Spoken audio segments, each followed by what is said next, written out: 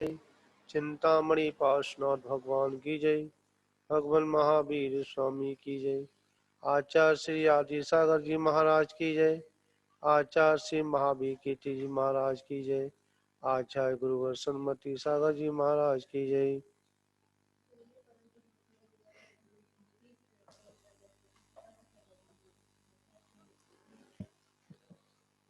बंधुओं, आचार्य भगवंतों ने हाँ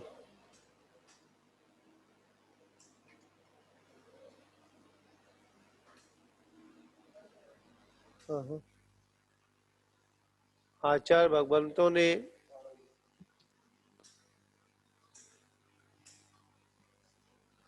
किसी भी कार्य प्रारंभ करने से पूर्व मंगलाचरण करने का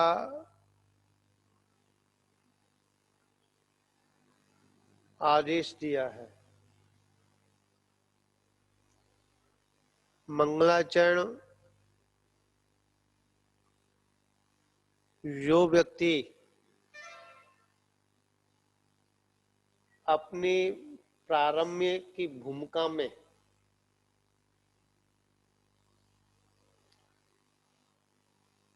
करता है उसका जीवन आनंद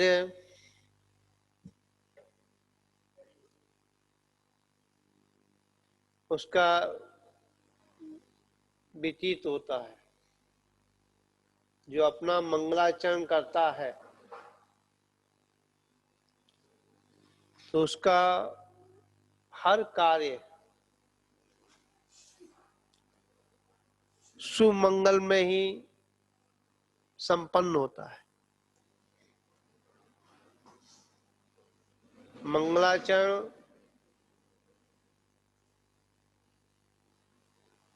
अमंगल को सुमंगल में परिवर्तन करता है।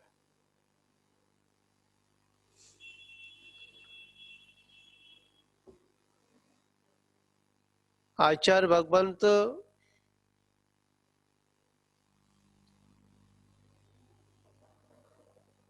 ने कहा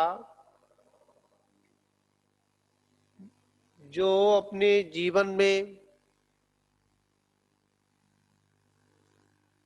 मन से वचन से काया से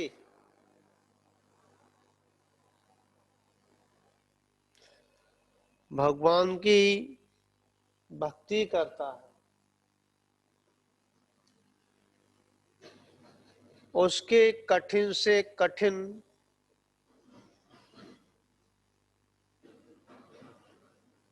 सारी समस्याएं क्षण में ही समाप्त हो जाती है।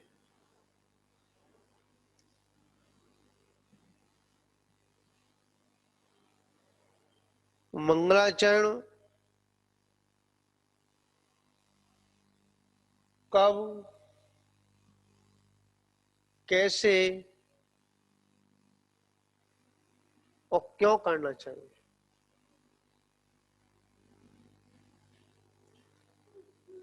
मंगलाचरण दिन में 3 बार। कितनी बार? जब अपनी ब्रह्म मुहूर्त में जब आंखें खुलती हैं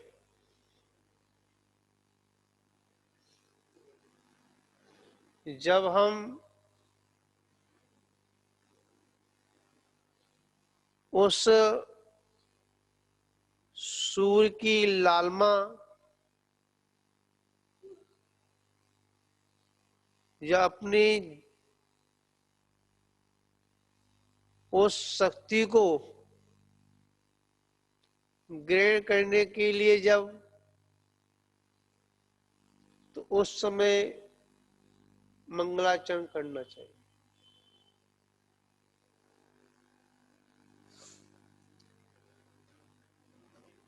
फिर जैसे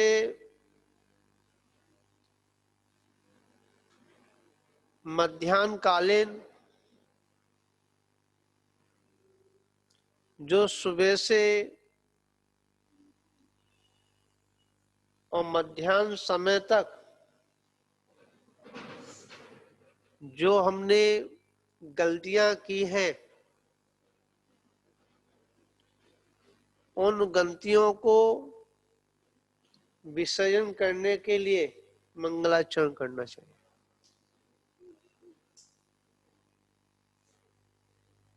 फिर मध्याह्न से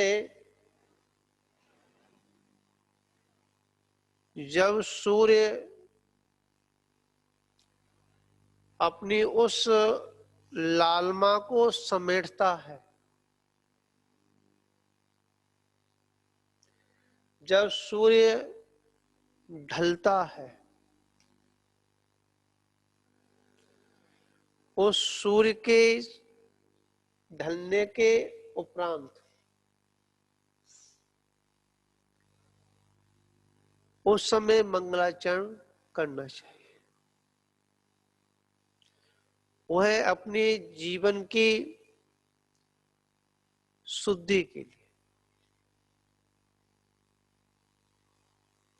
इस प्रकार मंगलाचरण 3 बार करने के लिए आचार्य भगवंतों ने संकेत दिया,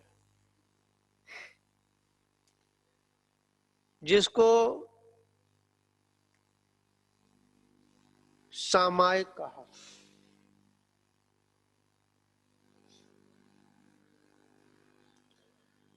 सामायिक का मतलब ही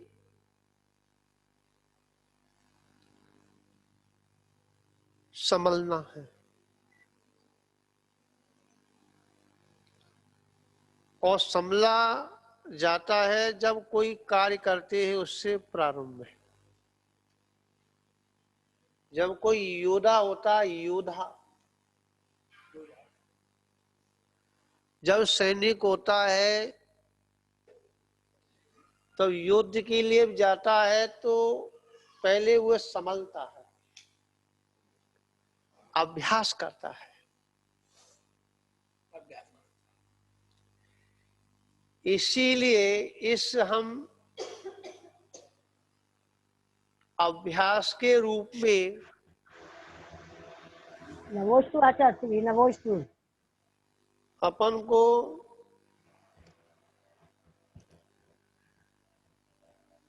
दिन में 3 बार संभलना चाहिए। कितनी बार? 3 बार। जो लोग 3 बार संभलते हैं वही कालांतर में जाकर के 3 लोक के स्वामी बनते हैं। कौन बनते हैं? और जो संभलता ही नहीं है। गुरुजी स्पेशली नमोस्तु, ये पूछना था, ये एक घड़ी कितने मिनट की होती है? क्या बोला? एक घड़ी कितने मिनट की होती है? और अंतर मुहूर्त की 1 घड़ी होती है। हाँ, 48 मिनट की है। जिसको हाँ वो अलग बोला जाता है। अपनी सामायिक का समय है वो अंतर मुहूर्त है, जिसको एक समय कहते हैं, 2 समय कहते हैं, 3 समय कहते हैं। ठीक है, जैसे 1.25 घंटे की समय करना, 1.5 घंटे की समय करना, उत्कृष्ट जो है 2.25 घंटे की समय। हाँ, क्योंकि जो उसे अपने जीवन में 3 सामायिक और 3 बार, 3 सामायिक और 3 बार जो जीव करता है, जो मनुष्य करता है, त्यागी करता है, वह कालांतर में 3 लोक का स्वामी बनता ही है, और जो सामायिक करता ही नहीं है, सुना? और साधु तो 24 घंटे सामायिक में ही अपना समय व्यतीत उसे करना चाहिए और करता है। समझाया ना? साधु के लिए कोई ऐसा विधान नहीं, या हाँ, कि उसे सामायिक के लिए अलग से कोई समय निकालना पड़े। साधु तो ध्यान और अध्ययन, साधु के क्या बताया? ध्यान और अध्ययन, यही उसका कार्य है। और ध्यान में सारे उसके जो क्रियाकलाप हैं साधु के, वह उसमें समाहित है। किसमें? हाँ, क्योंकि साधु जब दीक्षा लेता है, जो जीव अपने कल्याण की भावना के लिए, अपने कल्याण के लिए, कल्याण की भावना, दूसरे के लिए नहीं, सामायिक अपने लिए की जाती है, ठीक है, समला अपने लिए जाता है, समझा? दीक्षा अपने लिए ली जाती है, समझा? दूसरे की प्रभावना के लिए नहीं, समझा? किसके लिए? अपने लिए, अपने कल्याण के लिए, अपने उत्थान के लिए। जब वह जीव दीक्षा धारण करता है, समझा? उसी समय जब संस्कार दिए जाते हैं, उस दीक्षार्थी के अंदर जो है, जो दीक्षा दी जाती है, उसमें सबसे पहले यही है कि संभलना। क्या है? क्या है? संभलना। जब वो अंतर्मुख होता है, कौन? दीक्षार्थी, जब उसके अंदर जो संस्कार दिए जाते हैं, हाँ, उसमें ये नहीं कि तुमको ये करना, ये करना, ये करना, ये तो जब वो अपनी बाहर निकल के आता है, उसकी कमजोरी है। किसकी? भगवान बाहुली ने, जब दीक्षा को धारण किया तो बाहर निकल के नहीं आए। हाँ, जो भी उनके विचारधाराएं, जो भी उनके उठ रही थी तरंगे, वो अंदर में उठ रही थी, समझा? बाहर नहीं। तो कहने का तात्पर्य यहाँ ये है कि अपना अगर कल्याण करना है, क्या करना है? अपना कल्याण करना है, तो उस जीव को 3 सामायिक और 3 बार करने का उसे अभ्यास डालना चाहिए। क्या डालना चाहिए? क्योंकि अभ्यास जिसके जीवन में है, वही जीव कालांतर में, समझा, उस सामायिक में ही हो जाता है। किसमें हो जाता है? सामायिक। तो आचार्य भगवंत यहां इसी बात को दर्शा रहे हैं कि जिस समय हम सामायिक के लिए बैठे, ठीक है, तो उस समय सम्यक दर्शन और ज्ञान चारित्र का ध्यान रखना चाहिए। क्या रखना चाहिए? क्या रखना चाहिए? हाँ, सम्यक दर्शन का मतलब क्या है? सम्यक दर्शन का मतलब यथार्थ में जैसा है वैसा उस पर अपना विश्वास जमाना चाहिए। क्या करना चाहिए महाराज जी? जैसा है वैसा, मतलब दर्शन तो सभी के पास है, ऐसा कोई जीव नहीं जिसके पास दर्शन न हो। हर जीव के पास है ना।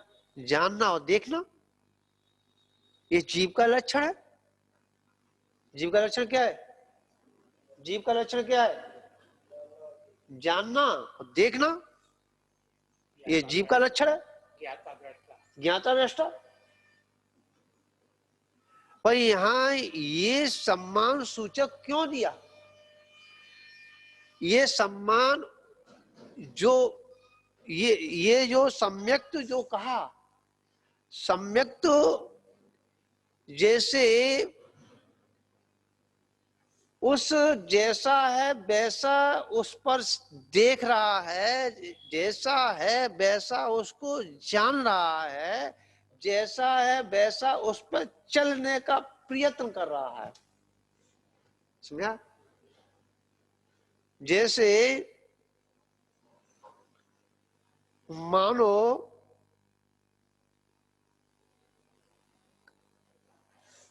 बहुत से जीव हैं, जीव बहुत से हैं और अपनी अपनी मान्यताओं को लेके हैं। क्या है?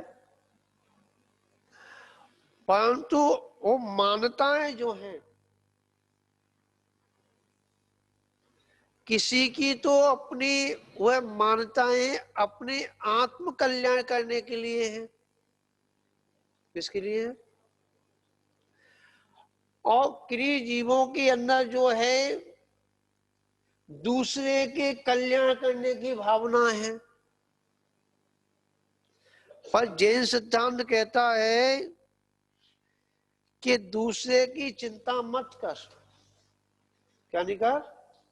दूसरे की चिंता मत कर। दूसरे की चिंता मत कर, अपनी चिंता कर। कि क्या? कि जैसा यथार्थ में सर्वज्ञ ने कहा है। क्या कहा है? वीतरागी हितोपदेशी सर्वज्ञ ने जैसा कहा है वैसा ही उस पर क्या सिद्धांत कर। इसका नाम ना सम्यक दर्शन कहा। क्या कहा? सिद्धांत का नाम क्या कहा? सिद्धांत नहीं है, डमाडोल है। समझा? तो ऐसे जीव मोक्ष मार्गी नहीं हो सकते। क्या नहीं हो सकते? ज्ञान होने पर भी, क्योंकि मिथ्या दृष्टि ग्रैव तक पहुंच जाता है। कहां तक पहुंच जाता है? नवग्रह तक पहुंच जाता है मिथ्या दृष्टि। और फिर भी वह अपने उस बाह्य पदार्थों का पूरा ज्ञान है। किसका? पूरा ज्ञान है, मात्र अपने उस आत्मा का उससे सिद्धांत पक्का नहीं है। आत्मा का सिद्धांत पक्का नहीं। यही मूल में भूल पड़ी है। क्या पड़ी है? क्या पड़ी है? मूल में। हाँ, तो यहां बात चल रही थी कि मंगलाचरण। ठीक है? मंगलाचरण जो है कर्मों को काटने में एक सहायक है। क्या है? जो हमने अनर्गल क्रियाओं करके जो कर्मों का जो बंधन किया है, क्या किया है?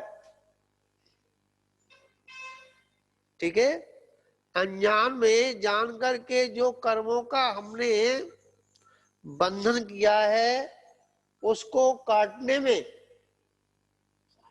सहायक है। क्या? और देखा जाए वास्तव में मंगलाचरण तो हमारी क्षमता नहीं है कि हम मंगलाचरण कर लें, नहीं है। अगर मंगलाचरण की उस भक्ति की अगर कला सीखनी है, क्या सीखनी है? कला। आप लोग जो भगवान का दर्शन करते हैं, क्या कोई मंगलाचरण है? कुछ भी दर्शन भी एक मंगलाचरण है। जब दर्शन करते से बताना, आप विधिवत करते,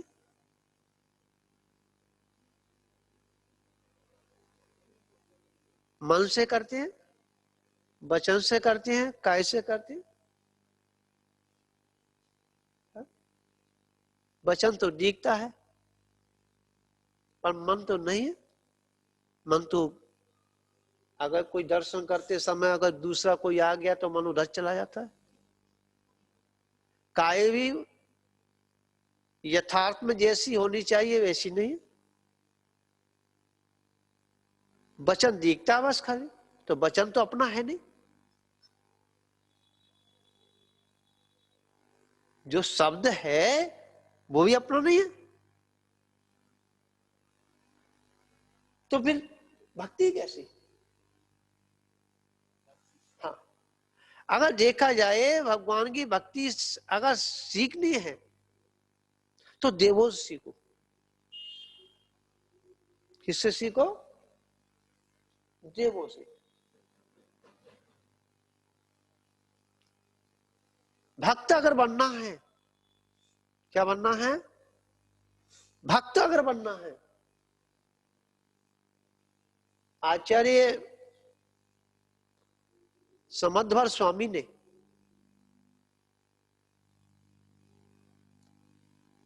जब भक्तामर स्तोत्र लिखा, कौन ने लिखा? लिखा ना? किसने लिखा? मानतुंग आचार्य ने। ठीक है, जब मानतुंग आचार्य ने जब भक्तामर जी स्तोत्र लिखा तो पहले प्रारंभ के उस मंगलाचरण को देखो, उसका चिंतन करो। परंतु पहला ही उनका इतना जबरदस्त भक्ति से भरा हुआ, लघुता से मड़ा हुआ, या उसमें क्या है कि भक्त जो उस भगवान की भक्ति करता है, क्या करता है? भगवान की भक्ति करता है। तो उन्होंने मानतुंग आचार्य ने कहा कि भक्ति साधारण ना मनुष्य की क्षमता नहीं है जो कर सके। अगर भक्ति अगर सीखनी है, सीखनी है। हाँ, जो इंद्रों के इंद्र हैं, मतलब देवों के देव हैं महाराज, देवों के देव है इंद्र, 100 धर्मेंद्र, जो भगवान की भक्ति करने के लिए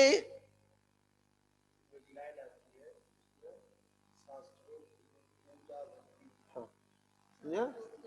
हाँ हाँ हाँ हाँ हाँ हाँ। मैं उस बात को कहना चाह रहा हूं, मैं उस पर थोड़ा अपना प्रयास डालूंगा आचार्यों के मतों अनुसार कि वो 100 धर्मेंद्र जो भगवान की भक्ति करता है, और भक्ति में है क्या, भक्ति में है क्या कि जो भगवान के जो गुण हैं,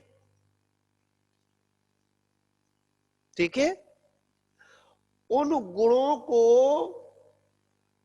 सजो करके है, और उस माला बना करके कंठ में पहनी जाए। गुणों की माला बनाता है। समझा? वो उन गुणों को किसकी क्षमता है, जो उनके गर्दन हैं उनकी भी क्षमता नहीं है महाराज, कि संपूर्ण गुणों का वो बखान कर सके। इतना तीव्र उनको, जो कि उनकी वाणी को झेलने का सबसे मुख्य श्रेय गर्दन को मिलता है। समझा? 100 धर्म इंद्र की भक्ति, कि जब वो 100 धर्म इंद्र भगवान की भक्ति करता है, वो भी तृप्त नहीं हो पाता है उन गुणों के, उस माला, उस गुणों को सजोने में। समझा? को गुण अनंत हैं। समझा? और वह जो 100 धर्मेंद्र जो होता है, वह द्वारसांग ज्ञान का जानकार होता है। ध्यान रखना, वाणी का ज्ञाता ज्ञाता होता है 100 धर्मेंद्र, जानकार होता है। जो सर्वज्ञ की वाणी में जो आ रहा है, समझा, वो देव, वो 100 धर्मेंद्र देवों के ही द्वारा उसको सभी के पास भाषाओं में कन्वर्ट किया जाता है महाराज। सबों की ये अत्स्य है, देवकृत अत्स्य है। समझा?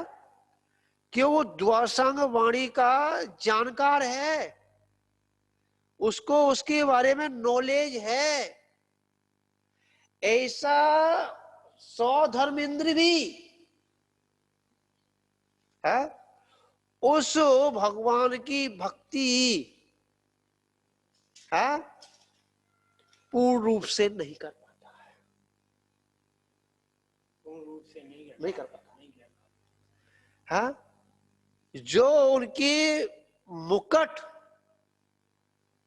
और मुकुट में मणि जो लगी है, उस भगवान की उस नाखून की चमक के आगे, किसके आगे? जो नाखून की चमक है, वह मणि जो है उसके आगे कुछ नहीं। क्या नहीं? हाँ, ध्यान रखना। और हम तुच्छ, हाँ, राई के बराबर भी शब्द ज्ञान नहीं। क्या नहीं? राई के बराबर सम्य ज्ञान, शब्द ज्ञान जानकार नहीं, नॉलेज नहीं, नकलची बंदर। और नकल में भी अकल नहीं। नकल में भी अकल हो फिर भी काम चल जाए, समझा? कम से कम मक्खी है मार मार करके खिट्टर तो नहीं करेगा, अकल होगी तो, समझा?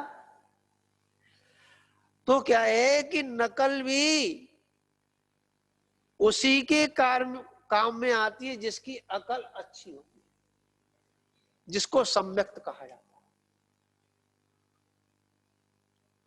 तो क्या है कि अगर भक्ति सीखनी है तो किससे सीखो? इंद्रों से सीखो,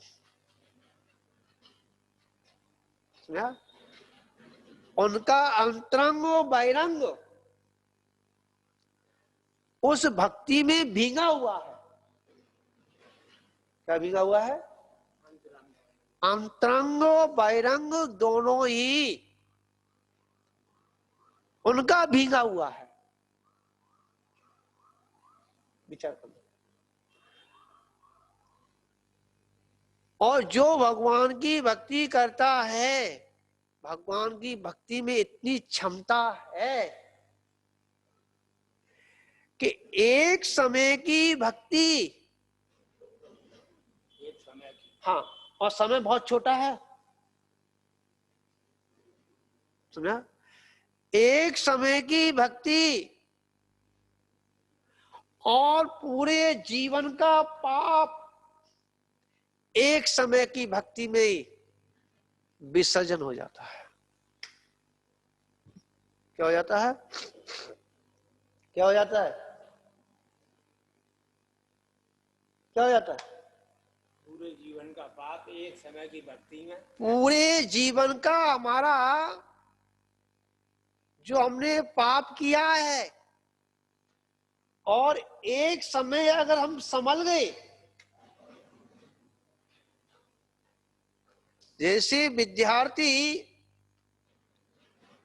पूरी साल पढ़ाई करता है, करता है नहीं करता? पूरी साल पढ़ाई करते हैं। हाँ, और परीक्षा में एक समय के लिए अगर उसकी बुद्धि काम में नहीं आई तो पूरी साल उसकी बेकार गई, समझा? और उसने एक समय की अगर बुद्धि उसकी काम कर गई, समझा? एक समय की बुद्धि उसकी काम में आ गई तो उसकी पूरी साल की पढ़ाई सार्थक हो गई। इसलिए हमने जो मनुष्य पर्याय को धारण किया, क्या किया? और हम अनादिकाल से संसार में भ्रमण कर रहे हैं, जाने अनजाने में इतने पाप कमा रहे हैं, उन्हें तो कमा ही नहीं रहे, और पुण्य भी कमाया है वो किस काम का? क्योंकि पुण्य वो भी किस काम का? किस काम का क्या? क्योंकि उस पुण्य को मिथ्यात्व के उदय में को कमाया है, तो कारकाई का नहीं, भोगों के लिए वो पुण्य शाश्वत रहा नहीं रहा। तो आचार्य भगवंत कह रहे हैं कि भगवान की भक्ति एक समय की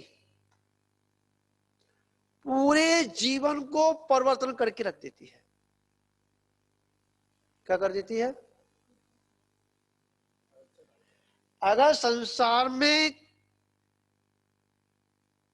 अगर कोई डूब रहा है, क्या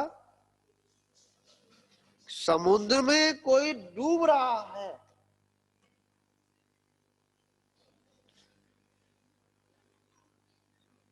तो उसको मात्र उस समुद्र से पार कराने में अगर सहायक है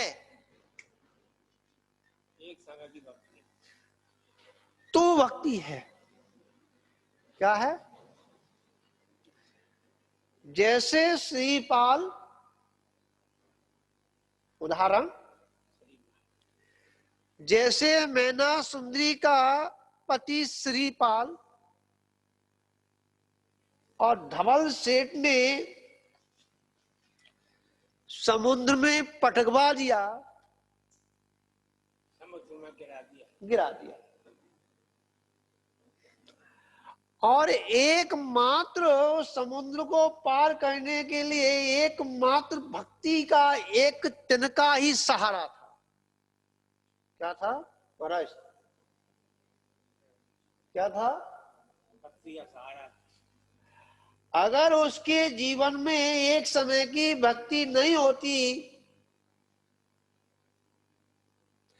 तो वो समुद्र पार नहीं हो सकता था। तो इस संसार से अगर हमको पार होना है, क्या होना है? उस समुद्र में तो मगरमच्छ भरे पड़े हैं ना, परंतु भगवान की भक्ति में मगरमच्छ भी सहायक हो जाते हैं। क्या हो जाते हैं? जैसे श्री कृष्ण जी को क्या उस यक्ष ने जब पानी में पटक दिया, क्या पटक दिया? पानी में पटक दिया है, तो वहां का जो नाग यक्ष था उसने उसकी सहायता कर दी। क्या है ये? सहायता कर। ये भक्ति है ना। तो कहने का तात्पर्य यहां पर यह है कि उस समुद्र से तो हम पार हो सकते हैं,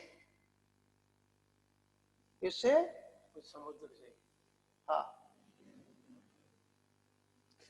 परंतु ये संसार रूपी जो समुद्र है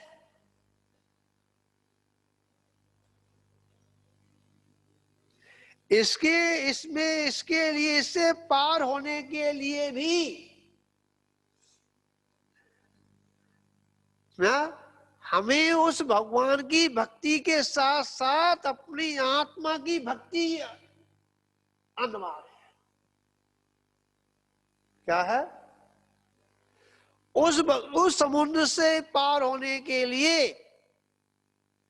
उन मगरमच्छों से छुटकारा पाने के लिए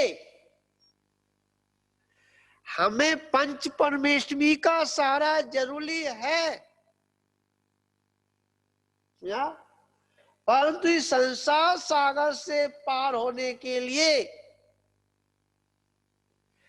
अपन को अपनी आत्मा का सहारा होना अनिवार्य है। समझा? क्या महाराज जी? हमने पंच परमेष्ठी का सहारा तो लिया, हमने अपना सहारा नहीं लिया तो संसार से पार नहीं हो सकते। क्या हो सकते हैं क्या? क्योंकि वो समुद्र जो है वो भी पर है। क्या? पर से छुटकारा पाने के लिए जो उसमें जीव जंतु हैं, मगरमच्छ भरे पड़े हैं, वो भी पर हैं। समझा? और समुद्र से जो पार हो रहा है वो भी पर है। सब पर है, केवल अपनी आत्मा ही। सुनो, क्या ये शरीर उस समुद्र में गिरा है, इस शरीर को सुरक्षित उस समुद्र से निकलना, क्या निकलना? उस समुद्र से, मगरमच्छों से सुरक्षित निकलना, उस शरीर को सुरक्षित निकालना, उसके लिए तो प्रभु की भक्ति ही कार्यकारी है, समझा? परंतु इस आत्मा को सुरक्षित रखना, किसको रखना? आत्मा को सुरक्षित रखना। इसे उस प्रभु की भक्ति के साथ साथ अपनी आत्मा की भक्ति भी आवश्यक है। इसी को कहते हैं व्यवहार और निश्चय सम्यक दर्शन। क्या कहते हैं महाराज? क्या कहते हैं? आत्मा की। हाँ, जितने भी लोग भक्ति करते हैं, मैं जानता हूं संसार में कितना भी नास्तिक से नास्तिक जीव होगा,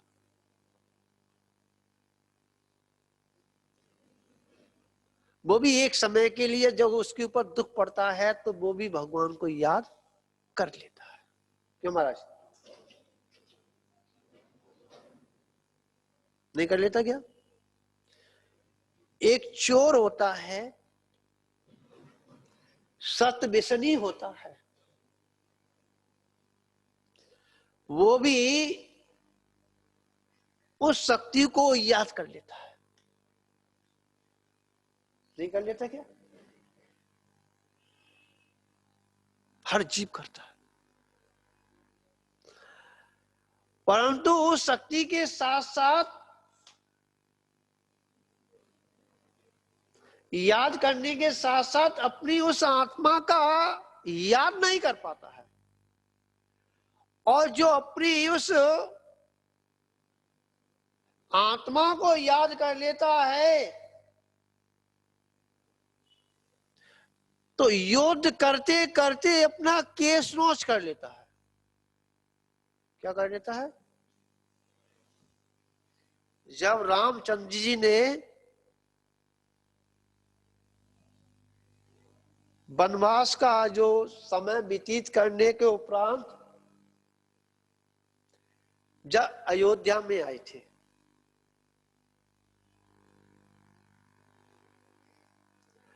अयोध्या में जब आए तो उनके भक्त भाई उनकी स्वागत में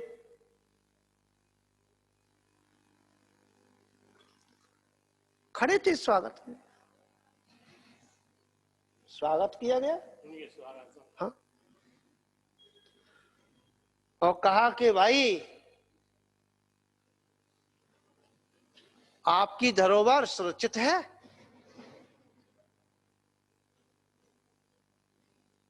मैं आपका मंत्री बनकर के आपके नामौजूद होने पर मैंने आपका राज चलाया, पर गद्दी पे तो आपकी चरण पादुकाएं रखी थी। क्या रखी थी महाराज? आपके सिंहासन पे तो चरण पादुका आपकी हैं, मैं तो आपका सेवक। अब आप संभालिए। रामचंद्र जी ने जो उनके चौथे नंबर के जो भाई थे, शत्रुघ्न, उनके लिए मथुरा का राज दिया। कहां का दिया? कहां का दिया? मथुरा का राज दिया। तो किसी के जो अंडर में राज हुआ करता है, जो उस पर राज कर रहा होता है, तो आसानी से छोड़ेगा नहीं। जब राम के भाई ने शत्रु कहने जब मथुरा पे चढ़ाई की तो वहां का राजा मधु युद्ध के लिए वो भी तैयार। जब मधु ने देखा कि इतनी प्रजा का संग्रह हो रहा है, मर रहा है, इतना सेना मर रही है, और नाशवान उसने चिंतन करता हुआ, बारह भावनाओं का चिंतन करते हुए, संसार असार है, कौन किसका, और हाथी में बैठी बैठी केसुण कर लिया। और जो दुश्मन युद्ध के लिए आया था वही उसके चरणों में जाकर के नतमस्तक हो रहा है। क्या हो रहा है? नतमस्तक झुक रहा है। अगर किसी को झुकाना है, समझा? अगर अपन हारते हुए दिखते हैं और दूसरे को अगर अपन को झुकाना है तो पहले से उसका त्याग कर देना चाहिए। सामने वाला शत्रु अपने आप झुक जाएगा। क्या झुक जाएगा? पहले से उसका त्याग कर देना।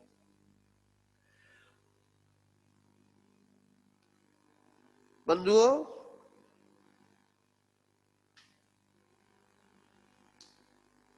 इसी क्रम में अगर किसी का मन को जीतना है, क्योंकि एक राजा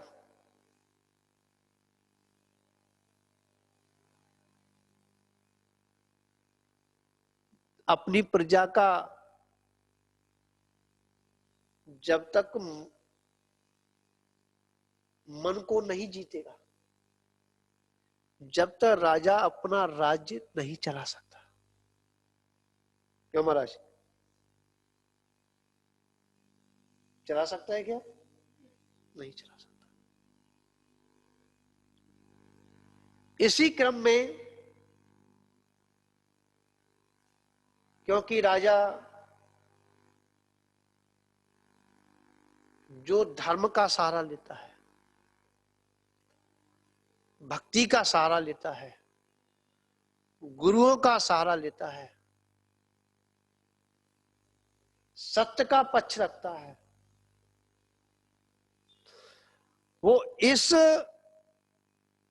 समय तो उसे मिलता ही है उसका लाभ, पर कालांतर में तो उसे बहुत लाभ मिलता है।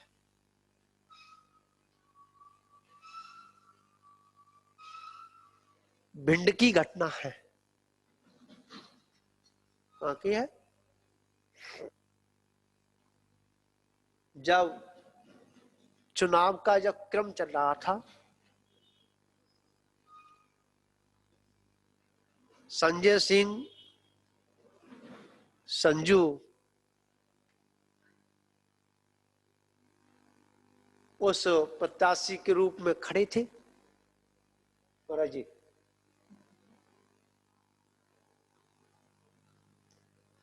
और उनकी स्थिति डमाडोल दिख रही थी।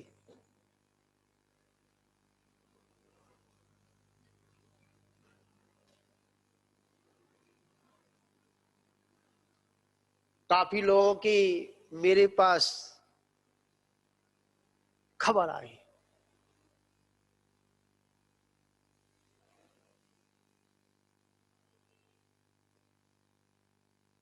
जब संजू आशीर्वाद के लिए संजू सिंह अपनी फैमिली के साथ जी अपने परिवार के साथ जब आशीर्वाद लेने के लिए जब चुनाव का क्रम होता है ना, तो सारे धर्मों को याद किया जाता है।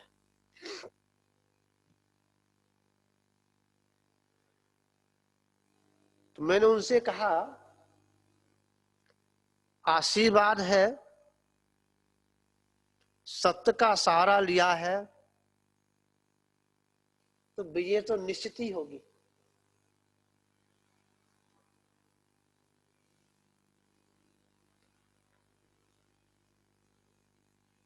और उनकी जो है विजय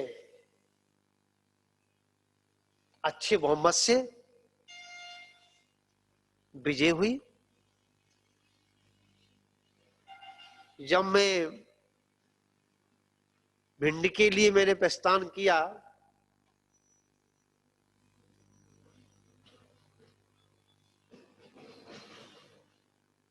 तो उनके रास्ते में ही उनकी कोठी पड़ी थी। उन्होंने स्वागत के लिए और कोठी पे प्रवचन सभा भी कराई थी। तो उस समय मैंने एक बात रखी थी कि संजू सिंह, आप विधायक हो गए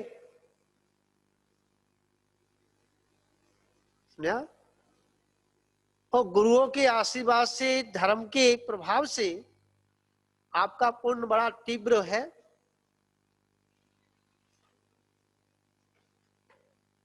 आप एक काम करना, क्योंकि इस नगर के राजा हैं,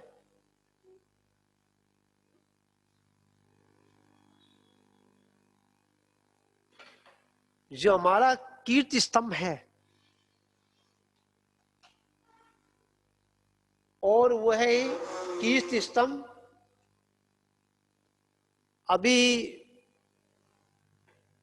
उसका नाम नहीं चढ़ा है रजिस्टर में, सुनिया, आपका यहाँ के राजा हो गए हैं तो आपका ये कर्तव्य बनता है कि आप कीर्ति स्तंभ को दिगंबर जैन मंदिर के नाम से उसे चढ़वा दिया जाए। तो उन्होंने उस समय सहेज में स्वीकृति दे दी कि महाराज मैं पूरी कोशिश करूंगा, और उन्होंने उस वचन को निभाया और उन्होंने मध्य प्रदेश की सरकार से अपना पक्ष रखा। जैन समाज की भावनाओं को उस विधानसभा में रखा और सरकार ने वह जैन समाज को उस मंदिर के नाम से या जगह को कर दिया। मैं ऐसे सरकार को, जिन्होंने जैन समाज की भावना को समझते हुए जो इन्होंने निर्णय लिया और उसको जो आदेश पारित किया, उसको जो नाम में क्षेत्र को किया है, और संजू सिंह, संजू विधायक जी को मेरा कोटि कोटि आशीर्वाद है। मेरा तो उनके पास रहता ही है, और उन्होंने इस क्षेत्र के लिए भी अपना योगदान समय समय पे देते रहे हैं। गुरुओं के प्रति उनकी आस्था है, या जाति से जैन नहीं है परंतु कर्म से जैन तो दिखते हैं, कि उनकी आस्था और सम्मान जो जैन धर्म के लिए उनका जो समर्पण भाव है वो सराहनीय है। उनके लिए और सरकार के लिए मेरा कोटि कोटि आशीर्वाद है। इसी मंगल भावना के साथ मैं विराम लूंगा और मैं इतनी बात पुनः यहाँ मंगलाचरण की जो बात चल रही थी, अपने जीवन में अवश्य मंगलाचरण लेके आए, संभलने का प्रयत्न करें, अपना आत्म कल्याण करें। ऐसी मेरी सभी जीवों के लिए सद्भावना, सद्कामना भगवान महावीर स्वामी की